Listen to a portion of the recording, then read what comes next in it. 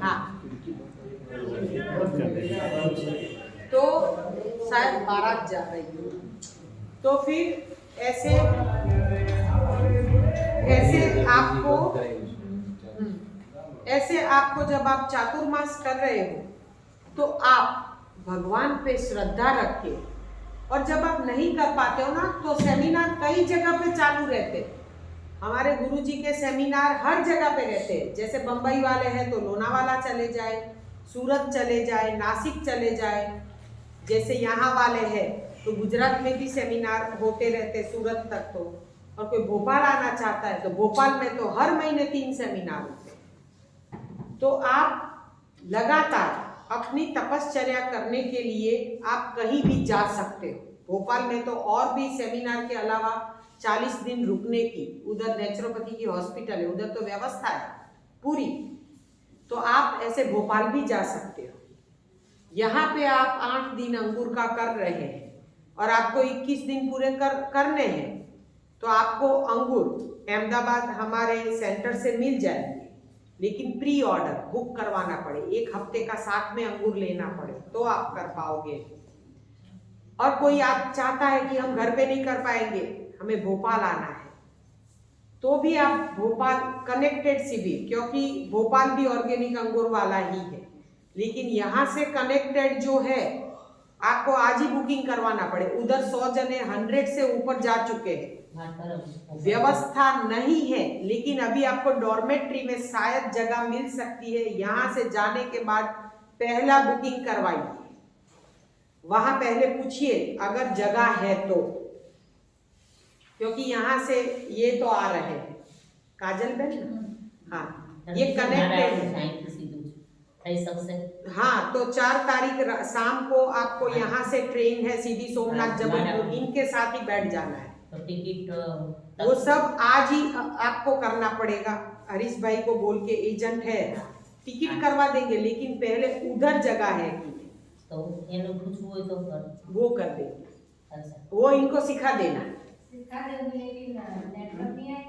नहीं, गेट के बाहर आता है, ये जो अपना मेन गेट है ना, वहां से बाहर थोड़े रोड पे जाओगे ना, वहां नेटवर्क आता है, क्योंकि ऑनलाइन बुकिंग है। हाँ, तो कोई आना चाहता है कनेक्टेड 21 दिन जिनको करना है अंगूर पे, तो यहाँ से सीधे भोपाल चले आए। केवल भोपाल में हमें उनको कहना होगा कि हम कनेक्टेड रहना चाहते हैं और हमें अंगूर पे ही करना है, क्योंकि अंगूर की व्यवस्था हमें करनी है, ऑर्गेनिक अंगूर की। तो वो हमें यहाँ से ट्रांसपोर्ट में कर दिया।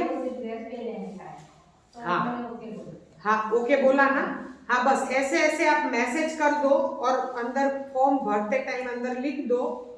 तो क्या है, हमें यहाँ से जो ट्रांसपोर्ट में सामान भिजवाना है वो हमें महाराष्ट्र से ये अंगूर आता है, वहां कहलवाना पड़ेगा, तब वो जाएगा। वहां पहुंचने में 2 दिन लगते हैं, आज भेजेंगे कल पहुंचेगा। 10 दिन का वहां 10 दिन का, तो आपके हो जाएंगे ना? हो जाएंगे। यहाँ पे आपके समझो 8 दिन और 9-10 आपका जैसे इसमें रहेंगे आप, 9वें दिन आपका सफर रहेगा, तो आप यहाँ से अंगूर खरीद के अपने साथ रख लोगे तो आप अंगूर पे रह पाओगे। और फिर वहां पे पहुंच के आपको अंगूर ही मिलने वाले हैं, तो 10 दिन हो जाएंगे, शायद 20 दिन तो हो जाएंगे। और इतना सुना है तो क्या आप अपने आप को 2-3 दिन और ज्यादा नहीं कर पाओगे? कर पाओगे। तो फिर आपके 21 दिन यानी कि आपका पहला पड़ाव पूरा हो जाएगा। ये 10 दिन में इतना परिणाम नहीं मिलता है, ये तो केवल स्कूलिंग है, हम आपको सिखा रहे हैं कैसे रहा जाएगा। पिछली बार घर पे भी जाके कर सकते हैं। हाँ, घर पे भी जाके कर सकते हैं, मंगवा के कंटिन्यू करना है तो घर पे भी कर सकते हैं, लेकिन जैसे जिसको सुविधा है कि चलो भाई अकेले है, हमें घर पे कोई टेंशन नहीं है, तो आप दूसरा सेमिनार उधर कर लो। तो लगातार ये ऑर्गेनिक अंगूर केवल 1.5-2 महीना ही आते हैं। 10 फरवरी से शुरू होते हैं और समझो ये 10 अप्रैल से पहले ही खत्म हो जाते हैं। 2 ही महीना आते हैं मुश्किल से। और ऑर्गेनिक अंगूर पे पिछली बार हमारे एक साधक आए थे पूना से, नाम मैं भूल गई, उनको लंग्स का 4th स्टेज का कैंसर था और दोबारा डिटेक्ट हुआ था, दोबारा उनका भी ठीक हो चुका है। ठीक है, बिल्कुल उनका दर्द भी नहीं है और कोई उनके रिपोर्ट भी हर 3 महीने करवा रहे हैं, बिल्कुल नील आ रहा है, कोई दवाई भी चालू नहीं है। 4th स्टेज का करने वाला परमात्मा है, लेकिन करना आपको पड़ेगा, तपश्चर्या करनी पड़ेगी।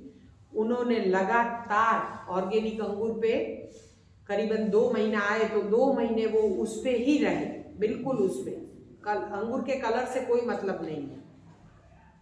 फिर उन्होंने विविध रसाहार किया, यानी कि जो भी फल उनको ऑर्गेनिक मिलते थे उन पे उन्होंने रसाहार किया। उन्होंने चातुर्मास कंप्लीट किए और फिर उनको आहिस्ता आहिस्ता हमने एक बार जैसे मध्यम मार्ग पे लाए। अभी वो एक टाइम भोजन भी कर रहे हैं। अभी तो उनका एक टाइम शाम का भोजन चालू है, नॉर्मल भोजन जो अपन खाते हैं वो खाते हैं, उसमें डेयरी, बेकरी और गेहूं नहीं खाते हैं, तो उनका नहीं आ रहा है कुछ भी, न डायबिटीज, न कैंसर, न बीपी, न थायराइड, काफ़ी रोगों से घिरे हुए थे और एक भी गोली चालू नहीं, सब कुछ चला गया है। और एक टाइम जो भी घर में बनता है घर का खाते हैं, बाहर का अवॉइड करते हैं। कभी ना हो पॉसिबल, कहीं ऐसे बाहर शादी वादी में गए हैं तो ग्रेवी वाली चीज़ नहीं खाते, क्योंकि ग्रेवी किसी में पुरानी हो तो इसीलिए ऐसे चावल है, कोई ऐसी दाल है, ऐसा कुछ खा लेते हैं। लेकिन एक ही वक्त वो भोजन करते हैं। और ऐसा है कि लगातार 3 दिन शादी में रहना है तो फिर वो क्या करते हैं, खाना शाम को भी नहीं खाते हैं, वो नारियल पानी और जो भी किचन में कच्चा होता है वो चटनी के साथ ले लेते हैं। अपना खुद ख्याल रखते हैं, क्योंकि बाहर का कचरा पेट में डालना उससे अच्छा है फल लेके खा लो। तो अपने आप को वो मेंटेन कर रहे हैं और अपना कहीं भी जाके मैनेज करते हैं। तो आज देखो उनको अभी कोई परेशानी नहीं है और रिपोर्ट्स भी बहुत अच्छे आ रहे हैं। तो कोई भी रोगों को रिवर्स किया जाता है। कोई भी रोग आपकी जन्म कुंडली में नहीं लिखे है, किसी की जन्म कुंडली में लिखा हुआ बीपी, डायबिटीज, कोलेस्ट्रॉल, बाईपास लिखा हुआ है? किसी को नहीं लिखा हुआ है। ये शुगर, ये मोटापा भी एक बीमारी है, वो थोड़े ना हमारी कुंडली में लिखा होता है। ये तो गलत भोग का परिणाम रोग है। तो हर रोग, भोग बदलो और रोग गायब। और फिर आप चले आओ नेचुरोपैथी पे। ये हमारे मोना दीदी है, ये पूरे नेचुरोपैथी पे चलते हैं और ये पुष्कर में साधना करते हैं। ये हमारे मोना दीदी है ना, कल से आपको ये योग प्राणायाम वगैरह करवाएंगे, मेडिटेशन वगैरह। आज तो पहला दिन है। वो ब्रह्मचारी है, तपस्वी है, भोपाल से जुड़े हुए, हमें पहली बार भोपाल में ही मिले थे। और वो कई सालों से, वो नेचुरोपैथी के डॉक्टर हैं, उनके पास डिग्री है, उन्होंने ये कोर्स भी किया हुआ है। कल से आपको वो जल नीति, वो सब कुछ सिखाएंगे, अपने आप को कैसे ठीक करना है, वमन सिखाएंगे। सबको करना जरूरी नहीं है, लेकिन आपको सारा नेचुरोपैथी का सिखाएंगे। और जिसको करना है उसको योगिक क्रियाएं सुबह में होगी भी, जैसे आई वॉश है, वो सब कुछ इधर करवाया जाएगा। लेकिन कल से, आज पहला दिन, सब कुछ दीदी करवाएंगे। वो नेचुरोपैथी के डॉक्टर भी है और उनका काफ़ी सालों का, हमसे भी पुराना उनका अनुभव है। तो उनके वो पुष्कर में उनका आश्रम है और पुष्कर में वो साधना करते हैं। हिमालय पे भी जाते हैं साधना करने के लिए, कई महीनों तक वो मेडिटेशन में ऐसे मौन रहते हैं। उनका नाम ही मौना दीदी है। तो वो मौन में काफ़ी तपश्चर्या करते हैं। केवल मौन नहीं, फिर यहाँ भी ताला लगा देते हैं। तो फिर यानी कि ये भी नहीं डालते हैं और काफ़ी तपश्चर्या करते हैं। तो ऐसे तपस्वी हमारे साथ है और हमें ये पूरी शिविर में उनका पूरा लाभ हमें लेना है। बहुत अच्छा सिंगिंग भी करते हैं, गाते भी बहुत अच्छा है और भजन कीर्तन भी बहुत बढ़िया करवाते हैं। तो फिर रात को हम आनंद मेले में उनका भी लाभ लेंगे, सब अपना करेंगे। ऐसा नहीं है कि हम भी अपना जो भी आपका अंदर भाव है वो आप भी व्यक्त कर सकते हो। 1 घंटे 1.5 घंटे का आनंद मेला रहेगा तो उसमें हम उनका लाभ लेंगे। अगर हम जब ये सिस्टम में आगे बढ़ते और मध्यम मार्ग पे जाते हैं एक बार भोजन करने में, तो एक बार भोजन करके भी आपके रिपोर्ट पूर्ण तरह से अच्छे जीवन भर रह सकते हैं। ये मोना दीदी एक ही वक्त भोजन करती है, अभी वो रिपोर्ट करवा के आई है, बोले कि ट्राइग्लिसराइड कोलेस्ट्रॉल जो भी है उनका हर चीज, उनका हीमोग्लोबिन भी 13.5 है। जैसे कि हीमोग्लोबिन कम हो तो ही सारे रोग आते हैं, तो इनका सारे रिपोर्ट आर्मी ऑफिसर जैसे है। कब? क्योंकि वो उनके आश्रम में तेल खरीदते ही नहीं है, पकवा भोजन स्टीम फूड खाते हैं शाम को। बहुत ठंड होती है वहाँ पे तो कभी सूप वगैरह भी लेना पड़ता है, लेकिन तेल मिर्ची नहीं लेते हैं। तो आज उनके रिपोर्ट आर्मी ऑफिसर जैसे है। तो आप भी सात्विक भोजन लेके आप अपने रिपोर्ट जीवन पर्यंत ठीक रख सकते हो। कभी शादी में गए और कुछ खा लिया, उसका चिंता मत करें, क्योंकि फिर ब्रह्मास्त्र अपने हाथ में है। हाँ, संजीवनी क्रिया कर लो और संजीवनी जूस पी लो तो फिर हो गया आपका पेट साफ, तो सभी रोग माफ। तो ऐसे हमें ये प्रथा अपनानी है। अब हम आगे बढ़ते हैं कि तपश्चर्या आपको अभी एकाहार पे करनी है, लेकिन ये त्रिसूत्री साधना कैसे की जाती है और उसमें किसी भी चीज़ों का जो निषेध किया गया है वो क्यों किया गया है, वो हम आपको अब आगे समझाते हैं। तप का आपने समझ लिया।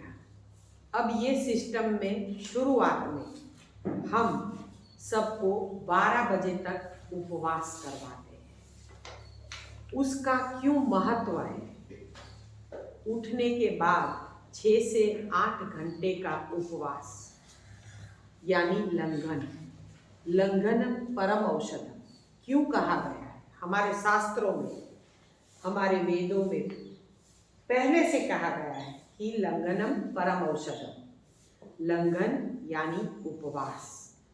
उपवास परम औषध क्यों है? हमें पता है आपको उबासी आती है। पहले हमने ये भी सोचा कि हम पहले दिन उनको काढ़ा पिला दें, लेकिन हमने सोचा हम इधर 10 दिन का सेमिनार करना चाहते थे, लेकिन हमारी डेट्स ऐसी आ गई कि हमें 8 दिन का करना पड़ा, क्योंकि 21 तारीख को हमारे गुरुजी का मैरिज की एनिवर्सरी की 50 साल पूरे कर रहे थे, तो उनका बड़ा फंक्शन था अमरेली में, हमें उधर जाना था। तो 22 का उनका फंक्शन था, हम 23 से कैसे रखते, क्योंकि हम वहाँ से आए एक दिन हमें ये सब इधर सामान लाना यानी अगले दिन, और फिर हम कर सकते हैं। अब यहाँ पे ख़त्म होगा और गोपाल का 1 साल का तो उनका टाइम टेबल आ जाता है, पहले से ही फिक्स होता है डेट। उनका 5 तारीख था, तो हम 3 तारीख को घर पे पहुँचे, तो 4 को हम निकले तो 5 को भोपाल पहुँचे, तो इसीलिए हमें 8 दिन करने पड़े। तो अब ये जो 8 दिन आप अंगूर पे रहोगे और फिर आप अगर घर पे जाके सीधे थाली पे टूट पड़ोगे तो बहुत नुकसान होगा, क्योंकि उपवास करना बहुत आसान है, क्योंकि सेमिनार में चले गए तो उपवास तो हो गए, लेकिन उपवास को छोड़ना वो बहुत मुश्किल काम है। उस उपवास को छोड़ने के लिए ही हमें सच में भोपाल जैसी जगह पे जाना चाहिए, क्योंकि वहाँ पे अच्छे से उपवास को छुड़वाया जाता है कि आप एकदम से टूट ना पड़ो। तो जब भी आप तपश्चर्या करते हो और सुबह का लंघन करते हो, तो उसमें आपके शरीर के अंदर एक ऑटोफेगी सिस्टम एक्टिव होती है। यानी आपके अंदर जो जीव की शक्ति काम करती है वो जागरूक होती है। तपश्चर्या से जीव की शक्ति जागरूक होती है। ऑटोफेगी सिस्टम उसका इंग्लिश नाम है, उसका हिंदी वर्जन होता है स्वयं पोषण की प्रक्रिया। ऑटोफेगी सिस्टम वो कैसे एक्टिव होती है, यानी कि 16 घंटे का उपवास आप सबको पता है ना, सुबह जैन बताती है और अभी तो YouTube में भी काफ़ी वीडियोस आ चुके हैं 16 घंटे का इंटरमिटेंट फास्टिंग। हाँ, तो वो फास्टिंग क्या काम करता है? Intermittent fasting